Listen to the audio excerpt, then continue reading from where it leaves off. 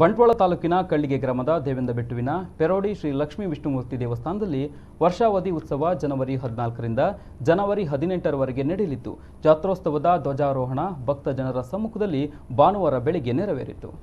ಉಜ್ಜಲಕಾಯ ಪದ್ಮನಾಭ ತಂತ್ರಿಗಳ ನೇತೃತ್ವದಲ್ಲಿ ಬೆಳಿಗ್ಗೆ ಗಣಹೋಮ, ಕಲಶಾಭಿಷೇಕ, ಧ್ವಜ ಪೂಜೆ ನಡೆದು ಶಾಸ್ತ್ರೋಕ್ತವಾಗಿ ಧ್ವಜಾರೋಹಣ ನೆರವೇರಿಸಲಾಯಿತು.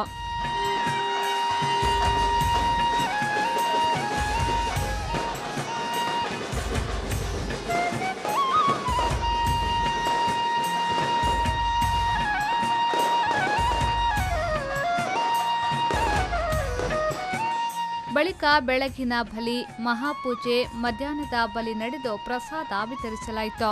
ಈ ಸಂದರ್ಭ ದೇವಳದ ವ್ಯವಸ್ಥಾಪನಾ ಸಮಿತಿಯ ಅಧ್ಯಕ್ಷ ಪ್ರಕಾಶ್ ಬಿ ಶೆಟ್ಟಿ, ಉತ್ಸವ ಸಮಿತಿಯ ಅಧ್ಯಕ್ಷ ಸದಾನಂದ ಡಿ ಶೆಟ್ಟಿ, ಗೌರವಾಧ್ಯಕ್ಷ ಗಣೇಶ್ ಸೋಮಯಾಚಿ, ಕಾರ್ಯದರ್ಶಿ ನಾಗೇಶ್ ಶೆಟ್ಟಿ, ಕೋಶಾಧಿಕಾರಿ ದೇವದಾಸ್ ಪರ್ಲಕೇಸ್, ಪುರಸಭಾಧ್ಯಕ್ಷ ರಾಮಕೃಷ್ಣ ಆಳ್ವ, ಬುಡಾಧ್ಯಕ್ಷ ಸದಾಶಿವ ಬಂಗೇರ ಮೊದಲಾದವರು ಉಪಸ್ಥಿತರಿದ್ದರು.